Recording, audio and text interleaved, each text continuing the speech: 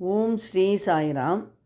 சாய்பாபாவின் அஷ்டோத்திரத்தில் 9வது திருநாமம் ஓம் ஸ்ரீ சாயி சர்வஜ்ஞாய நமக. சர்வஜ்ஞன் என்றால் எல்லாவற்றையும் அறிந்தவர் என்று பொருள், அதாவது முக்காலங்களையும் உணர்ந்தவர் என்று பொருள். சாய்பாபாவுக்கு நம்முடைய கடந்த காலம், நிகழ்காலம், எதிர்காலம் ஆகிய மூன்றுமே அவருக்கு தெரியும்.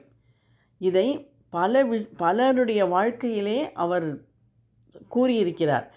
அவரை முதலாக சந்திக்க வந்த நபர்களிடம் அவர்கள் கடந்த காலத்தில் நடந்த விஷயங்களை சொல்லியிருக்கிறார்.